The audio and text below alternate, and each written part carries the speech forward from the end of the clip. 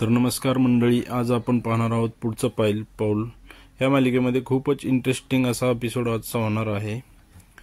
जेव्हा राजलक्ष्मी जयंतरावांना झोपून त्यांच्या रूममध्ये असते तेव्हा तिथे कल्याणी पळत येऊन राजलक्ष्मीला आवाज देते, सासूबाई, अहो सासूबाई, अहो चला बाहेर, कोणीतरी एक विचित्र माणसं आलेली आहेत। तेव्हा राजलक्ष्मी म्हणते, कोण आहेत ती? तेव्हा तो म्हणते की मला माहीत नाही कोण आहेत, पण त्यांच्या बोलण्यावरून तर ते खूप विचित्र वाटतात। तेव्हा अक्काबाई आणि कल्याणी खाली येतात आणि त्यांना विचारतात की कोण आहात तुम्ही? तेव्हा तो माणूस म्हणतो, आम्ही जयंतरावांचे मित्र आहोत। तेव्हा अक्काबाई त्यांना म्हणते, जयंतराव आता झोपलेत, ते आता काही येणार नाहीत।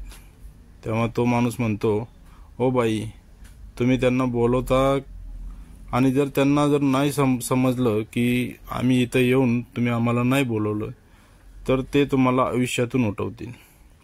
तेव्हा अक्काबाई त्यांच्याशी बोलायला जाते तेव्हा जयंतराव उठून बाहेर येतात आणि त्यांना विचारतात की तुम्ही कधी आलात? तर तेव्हा तो माणूस म्हणतो की आम्ही येऊन खूप वेळ झाला, पण आमची इथे काही सोय होणार नाही असे आम्हाला वाटते। तेव्हा जयंतराव खूप चिडतात आणि अक्काबाईवर ओरडतात। तेव्हा ती दोन माणसं हसत असतात।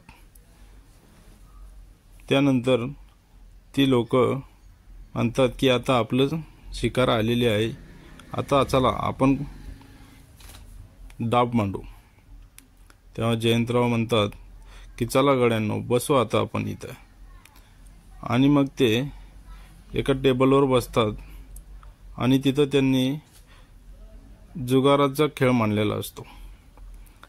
तेव्हा जयंतरावांना तो माणूस म्हणतो की जयंतराव, पैसे असतील तर मजा येते, नाहीतर यात काही मजा नाही।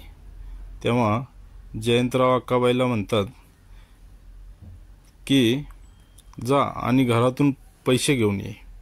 किती पैसे आणायचे? तेव्हा तो माणूस म्हणतो की 1-1.5 लाख रुपये पाहिजेत।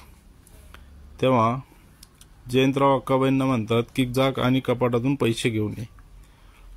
तेव्हा अक्काबाई त्यांना म्हणते की कपाटामध्ये आता पैसे नाही आहेत। तेव्हा जयंतराव खूप चिडतात आणि अक्काबाईंवर ओरडतात। तेव्हा अक्काबाई म्हणते की आता कपाटामध्ये पैसे नाही आहेत आणि मी आता या पुढे तुम्हाला पैसे नाही देणार। तेव्हा जयंतराव त्यांच्याजवळ जातात आणि म्हणतात की पैसे नाही आहेत तर ठीक आहे, मग तू तुझे दागिने मला दे। तेव्हा अक्काबाई खूप नर्वस होतात आणि रडायला लागतात।